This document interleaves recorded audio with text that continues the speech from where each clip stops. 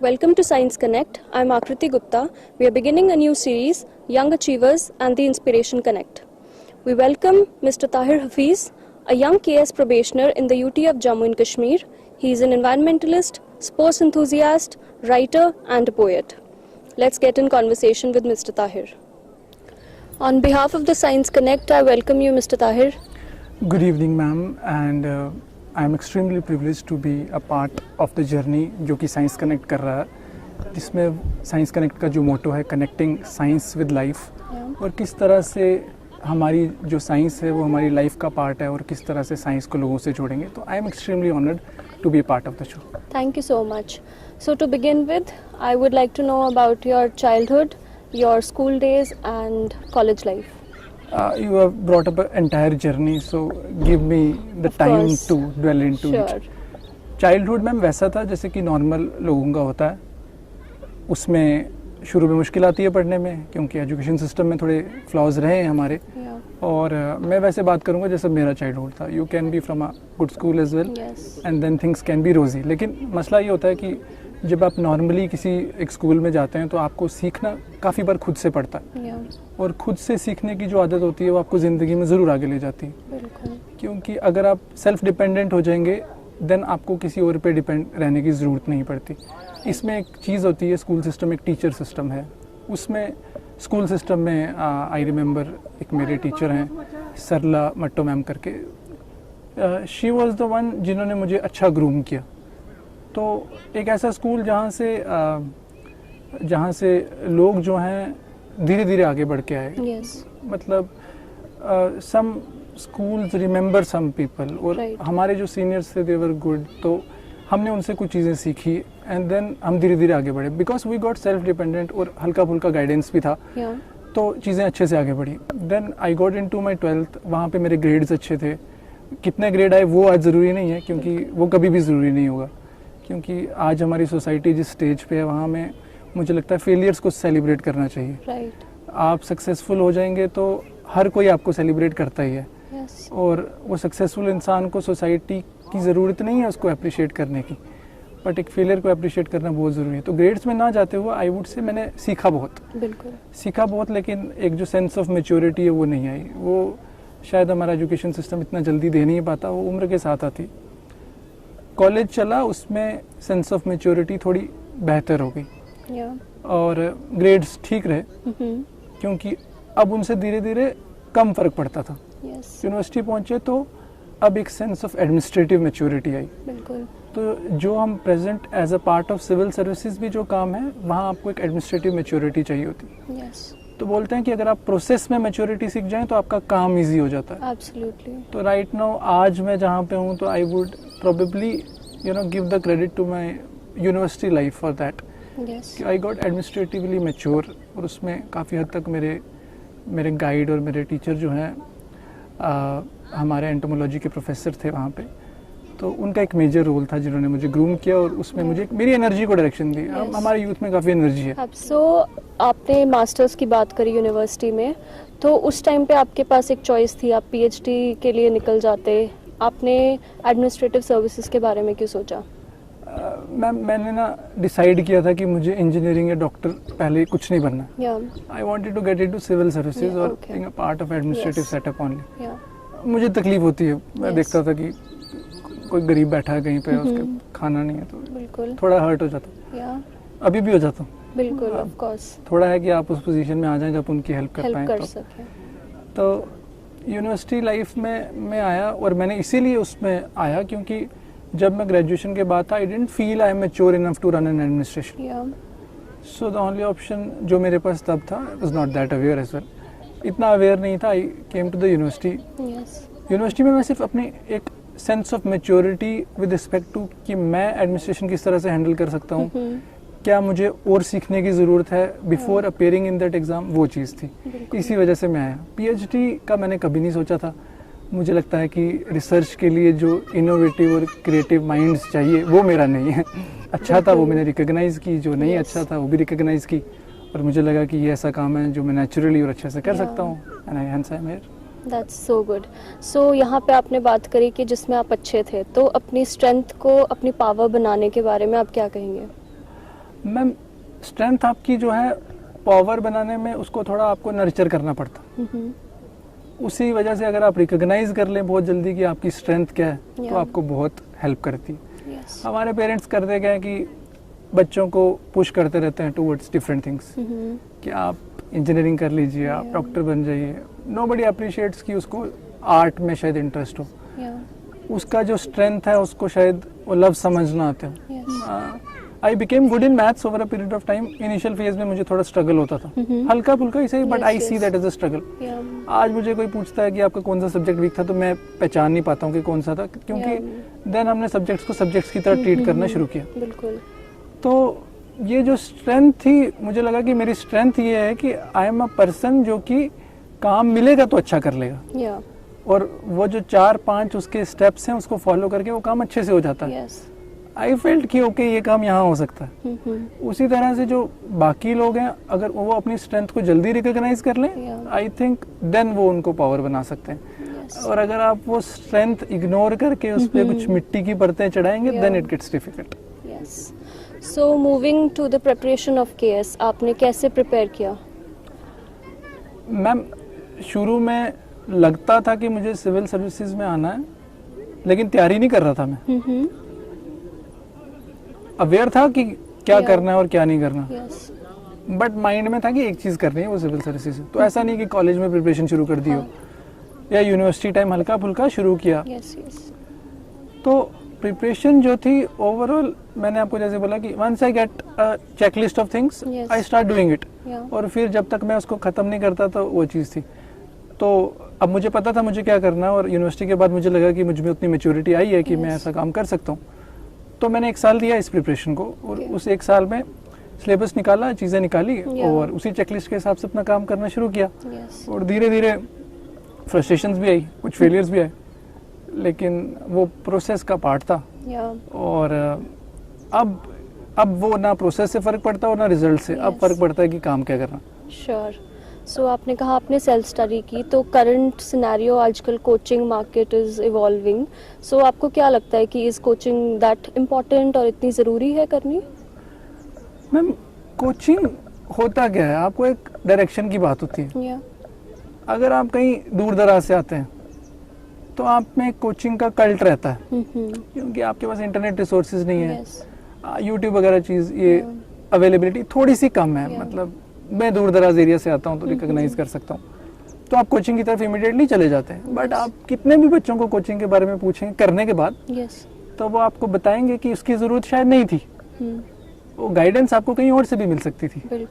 और कोचिंग एक corporate business है, और क्योंकि और वो भी ज़रूरी है हमारी इकोनॉमी के लिए। तो वो ठीक है, बट उन लोगों के लिए एक इनिशियल गाइडेंस के लिए coaching is fine, but I still feel कि वो कोचिंग या गाइडेंस आपको rather than paying huge chunk of money आपको मिल सकती है आजकल इजीली ऑनलाइन। तो उस पर आपको डिपेंड रहने की ज़रूरत नहीं है। सो इस चीज़ में करियर चॉइस करने के तरीके से यूनिवर्सिटी का या स्कूल का क्या रोल होना चाहिए एक चाइल्ड, एक यूथ के डेवलपमेंट में? हमारा जो सिस्टम है वो आपका रिजल्ट देखता है आपके मार्क्स के बेसिस पे। न्यू एजुकेशन पॉलिसी सोचती है उसको कैटर करने के लिए। अब लेकिन वो जो इंसान का असली, बच्चे का असली टैलेंट है, वो अगर आप पहचान पाएं जल्दी और देन उसको नर्चर कर पाएं, अगर आप ऐसी डिग्रीज बच्चों को दें जो उनको स्किल दें, स्किल के बाद उन्हें नौकरी मिले। क्योंकि यहाँ बैठ के बात करना, being on the other side of the chair is easy, क्योंकि I have gone through the exam. You ask me when I was on the other side of the chair, though I was not thinking of getting into anything else, but generally लोग सोचेंगे कि उन्हें skill oriented courses करवाए जाएं। अगर आपको skill oriented course करके अगर आप ग्रेजुएट होने के बाद you can not get a job, I do not think उस डिग्री का कोई मतलब नहीं है। आप, मैंने मास्टर्स भी की, उसके बाद भी मुझे लगा कि शायद उस डिग्री का भी कोई इतना मतलब था नहीं, मतलब आपको बनाने पड़ते। तो स्कूल सिस्टम से ही अगर आप बच्चों में स्किल डेवलप करें, आप उनको नई बिग डेटा आ रहा है, आर्टिफिशियल इंटेलिजेंस है, आपके पास रोबोटिक्स है, क्वांटम कंप्यूटिंग है, ये सब चीज़ों के बारे में बताएं। ये स्किल्स आपको नॉर्मली आनी चाहिए। अगर आपकी day to day life skills भी आपको आती हैं, वो डेवलप आप कर पाते हैं, तो you will eventually succeed in life. ये स्किल्स जब आप डेवलप कर लेंगे, then you can be successful. School वहाँ होगा कि जो स्कूल में इंडिविजुअल टीचर है जो सबसे पास रहता है उस बच्चे के, वो रिकॉग्नाइज करे, बिल्कुल, और वो रिकॉग्नाइज करे और देन उसकी एक चेकलिस्ट बनाए और उन पेरेंट्स से शेयर करे। पेरेंट्स टीचर मीटिंग में रादर देन ये डिस्कस करना कि बच्चे के कितने नंबर आए, ये डिस्कस कर लीजिए कि उसका किस में इंटरेस्ट था, राइट, और क्यों ना हम उस इंटरेस्ट को प्रमोट करें, तो शायद बच्चा ज्यादा बेहतर कर पाए। इससे दो चीजें होंगी, connecting science and connecting life also means connecting life and connecting parents with दो स्टूडेंट्स। तो आप पेरेंट्स को स्टूडेंट्स से कनेक्ट कर पाएंगे। हमारा जिस तरह से सोसाइटी पोर्ट्रे करती है, आप गिटार बजा लीजिए तो आपका पेरेंट बोलता है यार क्या वक्त बर्बाद कर, म्यूजिक सुन रहे हैं तो क्या वक्त बर्बाद। बिल्कुल। लेकिन अगर वो पेरेंट ये समझ सकता है उस टीचर के थ्रू कि ये बच्चा इस पर्टिकुलर चीज में इंटरेस्टेड है, तो क्यों ना उसे बढ़ावा दिया जाए। बिल्कुल। तो आपको टैलेंट जल्दी रिकॉग्नाइज करना है, क्योंकि जो आपका एप्टीट्यूड है दैट इज इनेट। हमें पेरेंट्स में, स्कूल में वो एटीट्यूड डेवलप करना है जिस तरह से वो उस एप्टीट्यूड का यूज करके सोसाइटी में एक अच्छे लेवल पे पहुंचे। जब स्कूल से ही ये चीजें हो सकती हैं, क्योंकि एक बार आप उस रेस में लग गए, देन आप या तो या मेरी जगह या इस तरह बैठे होंगे या आप कुछ और कर रहे होंगे। बिल्कुल। और ये जॉब्स ही हैं, बट ये बेस्ट जॉब्स नहीं हम कह सकते। बेस्ट जॉब वो भी है जहाँ आप क्रिएटिविटी करें। Exactly. वो चीजें आप रिकॉग्नाइज करें, एंड स्कूल का वहीं पे काम शुरू होता है। आप पेरेंट्स के साथ कनेक्ट करें, टीचर्स के साथ कनेक्ट करें, and then life can take you to greater heights. Yes. So now we will I'll ask you about जो एक प्रिपरेशन के दौरान एक बर्नआउट हो सकता है, स्ट्रेस हो सकता है, मे बी मल्टीपल अटेम्प्ट्स देते हैं student and they don't quit but want to quit, उनके लिए आपका क्या कहना है? They do not quit but want to quit. Yes. Nobody wants to quit once you get into the preparation until and unless you are thrown out. Yes. I am using, क्यों मैं एक harsh word thrown out use कर रहा हूँ? Yeah. क्योंकि system ऐसा है। Yes. Preparation के दौरान आप अपना 100% दें, कोई मुश्किल नहीं। आपको इतना डिफिकल्ट प्रिपरेशन इसीलिए दिया जाता है क्योंकि जब आप सर्विस में आए आपको वो सारे प्रेशर्स आपको झेलने हैं। Absolutely. पूरा दिन आपको फाइलों पे बैठना है तो वो चीज़ें आपको देखनी पड़ती हैं। Yeah. लेकिन बात यह है कि एक चीज़ है जिसकी सोसाइटी बात नहीं करती, वो मेंटल हेल्थ कहते हैं उसको। Yeah. जिसके लिए आपको मेडिकल बोर्ड बिठाया जाता है। कोई नॉर्मल डॉक्टर आपको बताएगा नहीं कि ये मेंटल डिप्रेशन से Yeah. सफ़र कर रहा है। वो आपकी प्रिपरेशन का पार्ट बनती है। Yes. वो कुछ लकी लोग हैं जो कि फर्स्ट अटेम्प्ट में निकाल लेते हैं, उनके लिए that is a good thing. Yeah. But अगर आपने एक लिमिट तक खुद को पुश किया है, Yes. और जैसे इलास्टिक लिमिट होती है, टूटने के बाद इंसान के भी टूटने के चांसेस बढ़ जाते हैं। यहाँ पे पेरेंट्स के साथ कनेक्शन ज़रूरी है। अगर तो आपकी फैमिली आपके साथ है Yeah. तो आप उस चीज़ को बेहतर तरीके से देख सकते हैं। Yes. लेकिन जब आपको रिकॉग्नाइज करना चाहिए शुरू में कि क्या मैं इस एग्ज़ाम के लिए बना हूँ, Right. बनी हूँ या नहीं बनी हूँ। Yeah. अगर आपको लगता है मेरा एप्टीट्यूड ऐसा नहीं है, Yes. आप उससे जल्दी निकल जाएं। कुछ लोग ईगो पे लेके भी बार बार ट्राई करते हैं। Yeah. ईगो पे ना लें, रिकॉग्नाइज कर लें कि Yes. आपसे एग्जाम होगा Yes. या आपके पास वो एप्टीट्यूड है इस एग्जाम को निकालने का कि नहीं। Yes. जब आप अपने आप को अपॉर्चुनिटीज के लिए ओपन रखेंगे तो डिप्रेशन के चांसेस थोड़े से कम रहेंगे। Yeah. अपनी प्रिपरेशन के दौरान अपने पेरेंट्स, अपनी फैमिली, आपके अगर और भी कुछ रिलेशंस हैं तो आप उनको इन्वॉल्व रखिए। Yeah. आप उन्हें इन्वॉल्व रखेंगे तो आपको एक मेंटल सपोर्ट रहेगा और देन उस सपोर्ट के सहारे आप चलते रहेंगे। Yeah. रिजल्ट आया तो सही, ना आया तो सही। Yeah. रिजल्ट ना भी आया तो अगर आपकी प्रिपरेशन में सच्चाई है, Yes. You will be taken into the industry of coaching. Yeah. क्योंकि अगर आपने अच्छा किया है तो आपके पास डिसेंट अपॉर्चुनिटी वहाँ रहती है। Yeah. जैसे कि मैं भी गया into coaching industry after a couple of failed attempts in Yes. UPSC. JKPSC I got through in my first attempt. Okay. But at this point of time I was not relating myself to the result. I remember my first attempt in UPSC. I studied extremely hard. Yes. But then I failed. And then it took me 3 months to get out of it. Yeah. So कहते हैं कि वो बीती हुई हो तो आप आराम से बता सकते हैं। तो जब वो बीती है तो उस मसले में आपने जैसे कहा सैचुरेशन और क्विट करने का नहीं सोचा था मैंने। I felt I was close. Yes. With regards to this preparation, you always feel you are close. It's just that you are not getting through. Yeah. तो I went through a phase, a tough phase. मेरे साथ एक चीज़ हमेशा अच्छी रही है, I never doubted myself. उस phase में भी for 3 months I was doubting. After that I analysed it कि कहाँ गलती हुई, और गलती यहाँ हुई कि मैंने बहुत ज़्यादा किताबों में घुस के पढ़ाई की थी. अवेयरनेस खो जाते ना आप. एक चीज़ होती है IQ, एक होती है EQ. EQ में एक चीज़ होती है EQ यानी इमोशनल क्वोशिएंट, उसमें एक चीज़ होती है सेल्फ अवेयरनेस. अगर आप खुद के साथ अवेयर हैं देन आप ज़्यादा अच्छा परफॉर्म करेंगे. मुझे लगता है प्रिपरेशन के दौरान एक शेल में जाने से आप ज़्यादा डिप्रेशन में जाने के चांसेस हैं. अवेयर रहें कि आप क्या कर रहे हैं, अवेयर रहें कि एग्जाम कितना डिफिकल्ट है, और अवेयर रहें उससे भी, उसके बाद भी दुख होता है. आप मेहनत करेंगे तो नेचुरल सी बात है. बट ये सोचो, analysing where you are wrong and where you are right would take you to greater heights. तो उन लोगों को जो कि अभी रिसेंट भी फेल हुए हैं या अनसक्सेसफुल हुए हैं, to use a better word, या ढंग से अभी थोड़ा सफर करें, कीजिए सफर, क्योंकि सफर करने में भी एक अलग ही मजा आता है. क्योंकि वो सफर नहीं करेंगे तो वो चीज़ आपके लिए मायने नहीं रखती फिर. लेकिन उस सफरिंग को कंट्रोल में रखिए. उसको इतना मत आगे बढ़ने दें कि वो आपको खा जाए. उसके कंट्रोल में रहें, दोबारा मेहनत करें, देख लें कि आप क्या सही डायरेक्शन में जा रहे हैं. नहीं जा रहे हैं तो आप देखें कि क्या आपके लिए कुछ और है, कुछ और नहीं है. तो इसी प्रिपरेशन के साथ कंटिन्यू करें और दोबारा से अपनी गलतियों को पहचान के आगे बढ़ें. क्योंकि होता क्या है कि हमारे पास सीट्स लिमिटेड है, लोग बहुत ज़्यादा हैं. ये मैथमेटिक्स लगाएं, प्रोबेबिलिटी लगाएं, तो आप समझ पाएंगे कि इस प्रोबेबिलिटी के हिसाब से आपके पास होने के चांसेस तो शुरू से ही कम थे. लेकिन अब आपको टिके रहना. आई वॉज टॉकिंग ऑफ, मैं यूनिवर्सिटी में बता रहा था, हमारे एंटोमोलॉजी के प्रोफेसर वो हमारे इंसेक्ट्स की बताते थे. वो कहते थे कि इंसेक्ट्स जो टिके रहते हैं, परसिवरेंस में इंस्पायर करते हैं. हमें भी वैसा ही बनना है. जब तक कि वो आप अपना हनी बी की तरह हनी ना बना ले, जब तक कि आप वो कैटरपिलर वो अपना कोकून ना क्रिएट कर ले, तब तक उसको लगे रहना है. Some days you will fail, some days you will win. वो कोई बात नहीं है, प्रोसेस में इन्वॉल्व रहे और हो जाएगा.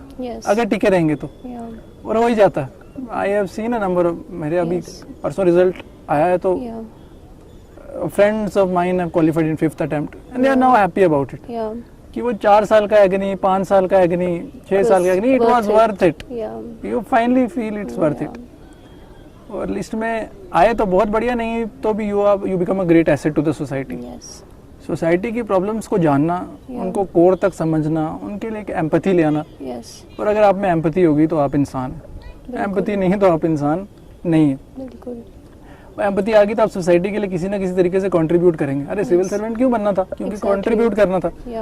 वो किसी भी हद से कंट्रीब्यूट करें, जहाँ तक आपके फाइनेंशियल कंस्ट्रेंट, तो अगर आप में काबिलियत है तो आपको पैसे भी मिल जाएंगे. तो don't get too fussed about it. जिंदा रहें, होश करें और दोबारा शुरू करें, हो जाएगा. और जो बिल्कुल कॉलेज से पास आउट होते हैं, उनको कौन सा एक स्टेप है जब स्टूडेंट्स को अपने करियर चॉइसेस के बारे में डिसाइड करना चाहिए? कि स्टूडेंट्स को शुरू से ही अपने करियर चॉइसेस के बारे में डिसाइड करना चाहिए. वो 8वीं 9वीं के आसपास कंफ्यूजन होती है थोड़ी, क्या करें क्या ना करें. तब रिकॉग्नाइज करें, शीट पे लिखते रहें क्या हो रहा है, क्या डेली रूटीन में नए फ्रेंड्स से मिल रहे हैं, क्या आज डॉक्टर बनना, कल इंजीनियर, फिर एस्ट्रोनॉट, फिर रॉकेट चलाना. ठीक है, लिखें. 11वीं 12वीं पहुंचेंगे तो रिकॉग्नाइज हो जाएगा कि आपको चाहिए क्या, क्लैरिटी आएगी. 10वीं के बाद ही सोच लीजिए. 11वीं 12वीं में आप चले जाएंगे इंजीनियरिंग या डॉक्टर के उसमें, तो तब रिकॉग्नाइज करें. अगर तो आपको लगता है कि आपको सिविल सर्विसेज में आना है तो अपने स्कूल टाइम से स्टार्ट करें, कॉलेज में भी करें. अभी हमारे आई थिंक रैंक 125 और नहीं, not 125, the guy from Jammu, I think 156th rank, I think उन्होंने 22 की एज है उनकी, उन्होंने कर लिया. कॉलेज से प्रिपेयर करते हैं. I know number of people जो कॉलेज से प्रिपेयर कर रहे हैं. वो बेस्ट टाइम है आपकी प्रिपरेशन का. आप उसमें प्रिपेयर करें. आई डो नॉट थिंक, एक चीज़ हमेशा याद रखनी पड़ेगी हमको कि जब हम इन चीज़ों की बात करते हैं, बहुत लोग हाइप क्रिएट करते हैं. एक एग्जाम है, उसका एक सिलेबस है, बिल्कुल एक सेट पैटर्न है. उसके 2-4 टिक मार्क्स से कर लीजिए, हो जाएगा. यकीन मानिए कि मैं जब केएस का एग्जाम दे रहा था तो मुझे नहीं डाउट था कि नहीं होगा, मुझे लगता था हो ही जाएगा. इतना डिफिकल्ट नहीं है क्योंकि आपने प्रोसेस ढंग से फॉलो कर लिया. तो एग्जाम को एग्जाम की तरह लें और उससे खुद को अटैच ना करें. अटैच करेंगे तो हारने पे दुख होता है और जीतने पे खुशी. दोनों से आप खुद को डिटैच कर लें. बोलना इजी है, करना थोड़ा डिफिकल्ट, लेकिन हो जाए तो बहुत बढ़िया. तो कॉलेज में करियर चॉइसेस बनाएं. स्कूल सिस्टम में स्किल सेट बन जाएगा और स्किल सेट के बेस पे आप करियर चॉइस वहाँ बना लेंगे. अगर आपको सिविल सर्विसेज में आना है तो college is the best time to prepare. Syllabus complete कर लें, प्रॉब्लम्स जान लें, अप्लाई करने का टाइम आएगा तो एग्ज़ाम में अप्लाई कर लीजिएगा, यस और खुद को उस रिजल्ट के साथ एसोसिएट ना करें, काम के साथ करें, वो ज़्यादा ज़रूरी है। यस। सो यहाँ पे पेरेंट्स का क्या रोल होता है एक यंग एडल्ट की लाइफ में, एक स्ट्रगलिंग स्टूडेंट की लाइफ में? मैम, स्ट्रगलिंग स्टूडेंट होना नहीं चाहिए। बट कंपटीशन में तो स्ट्रगल है। आप आपने पहले अडल्ट वर्ड यूज़ किया। या स्ट्रगल आपके हो सकती है कि आपकी पढ़ाई में हो रही हो, यस पेरेंट्स का रोल अगर अच्छा है तो स्ट्रगल होगी नहीं, या क्योंकि वो सपोर्ट सिस्टम है ना। यस मेरी छोटी बहन है, उससे बात करता हूँ कई बार, तो मुझे बोलती रहती है अपने लाइफ गोल्स। मैं उसको बोलता हूँ कि यार तू कर जो तुझे मन है, नहीं हुआ तो 2 रोटियां तो हम घर पे बनाते ही हैं, या खा लेना, तो तब तक वो कर जो तुझे पसंद है। या यहाँ आता है पेरेंट्स का यस सपोर्ट सिस्टम। या तो स्ट्रगल ना करने दें, ये पेरेंट्स का रोल है। यस अगर स्ट्रगल वो कर रहे हैं तो उन्हें रोक लें, यस क्योंकि स्ट्रगल से रेबेलियस टेंडेंसीज बढ़ती हैं, स्पेशली इन एडल्ट्स। या और अच्छी बात और बुरी बात 2 हैं। सोसाइटी में हर चीज़ इजीली अवेलेबल है। यस बुरा मसला ये है कि आप गलत डायरेक्शन में चले जाते हैं, और वो गलत डायरेक्शन देना आपको तकलीफ दे सकती है, यस पेरेंट्स को भी, और उन्हें पहले ही रोक लें। बिल्कुल। आपका बच्चा अगर सिगरेट पी के आए और आपके बच्चे को थप्पड़ न मारें, तो समझा लें थोड़ा, समझाएंगे तो समझ जाएगा, यस क्योंकि यंग है, यस अभी अभी एडल्ट बना है, मोल्ड किया जा सकता है। या थप्पड़ मार देंगे तो आदत पड़ जाएगी, या यहाँ रोल आता। फेल हो गया तो उसे डांटे ना, यस कोई एग्जाम अच्छा नहीं हुआ तो डांटे ना, समझा दें, या समझ गया तो सही, ना समझा तो फिर समझाएं, बिल्कुल। लेकिन डांटे ना।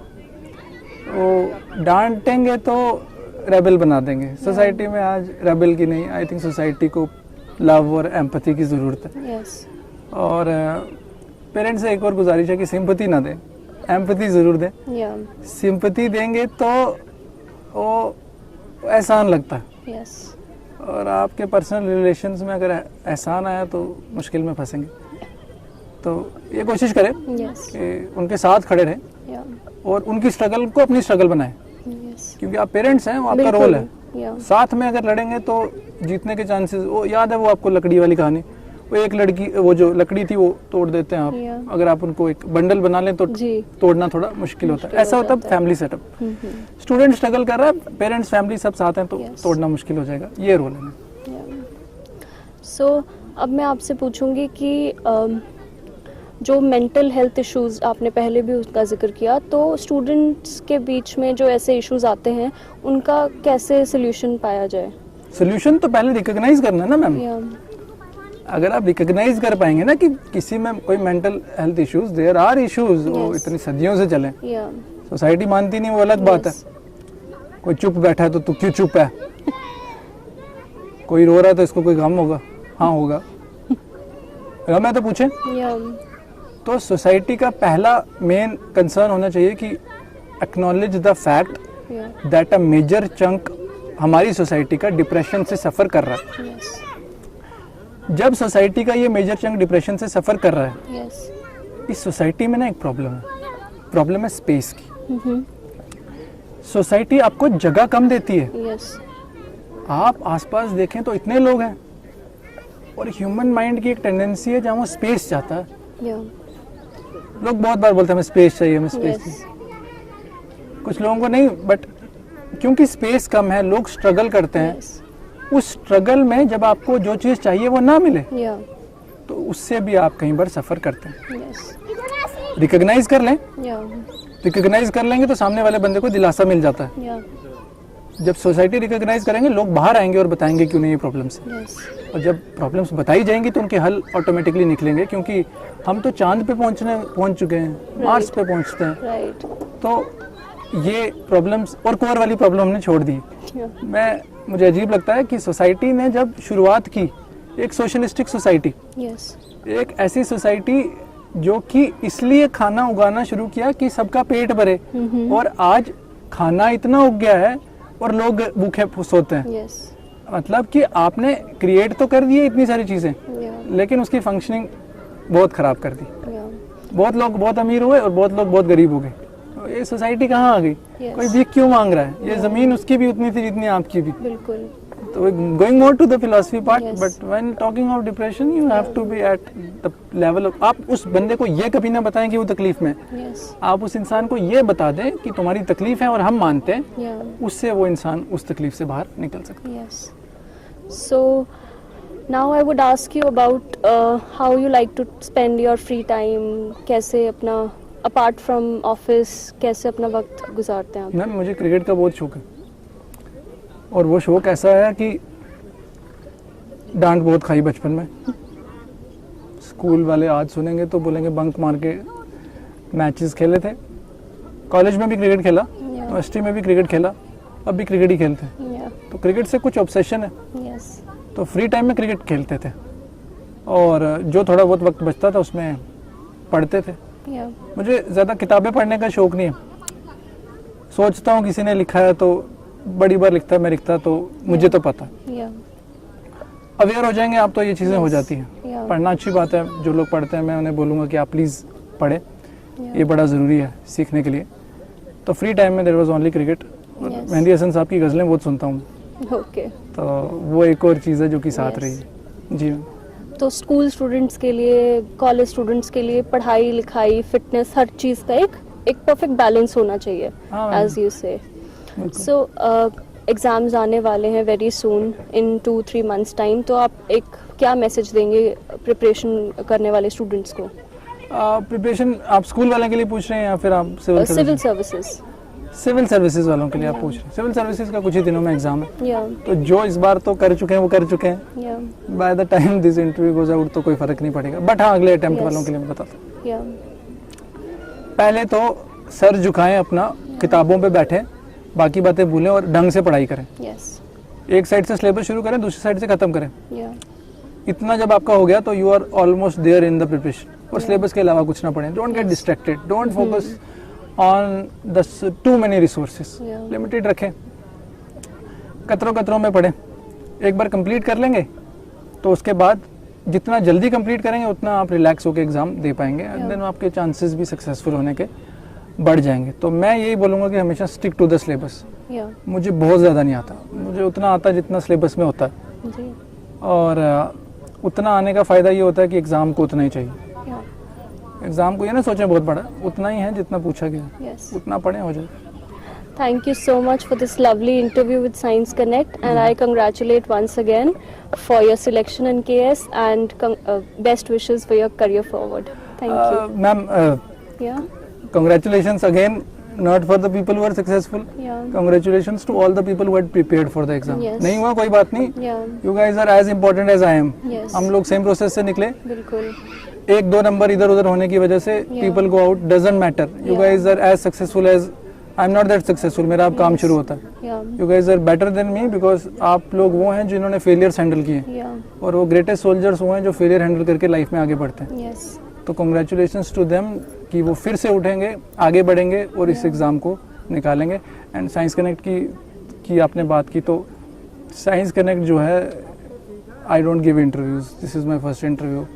आई don't Thank like you so giving, much. I don't like giving them, I feel there is too much fuss about Yes, thing, but with respect to science connect थोड़ा डिफरेंट इनिशिएटिव। yes, डिफरेंट इसलिए है क्योंकि ये वो एक society में जो चीज़ें रिकॉग्नाइज नहीं है उसको रिकॉग्नाइज करने की Yes. बात करता है। थोड़ा अनऑर्थोडॉक्सी है, yeah, थोड़ा आउट ऑफ द वे जाते हैं, right, थोड़ा वो काम कर रहे हैं जो बाकी नहीं करते। yeah, तो ये ज़रूरी है, yes, आप ये रिकॉग्नाइज करें कि साइंस का कितना बड़ा रोल है, आप लोगों की लाइफ को कनेक्ट कर रहे हैं, आप सोसाइटी के लिए कितना बड़ा कंट्रीब्यूशन दे रहे हैं। yeah, साइंस जहाँ पे आपके पास खाना नहीं है, आपके पास खाना नहीं रहेगा, पानी नहीं रहेगा, बिल्कुल। तब आपके पास साइंस काम आएगी। Right. अगर आप अपने बच्चों में शुरू से उनमें ये नॉलेज डाल देंगे Yes, तो आप, मैं मतलब वो ग्रेविटी बता ही नहीं सकता कि ये Yes. इनिशिएटिव जो है आपको किस हद तक नेशन को कंट्रीब्यूट कर सकता है। yeah, आपने स्कूल की बात की ना, अगर आप इस चैनल के थ्रू वो काम कर रहे हैं जो कि Yes. स्कूल को करना चाहिए, देन आप Yeah. स्कूल्स को भी इन्वॉल्व करते हैं, yes, तो वो आप एजुकेशन सिस्टम में कंट्रीब्यूट कर रहे हैं। Yeah. और ये बेसिकली एक नेशन जब बदलेगा वो एजुकेशन सिस्टम से बदलेगा, वो और किसी चीज़ से नहीं बदल सकता। yeah,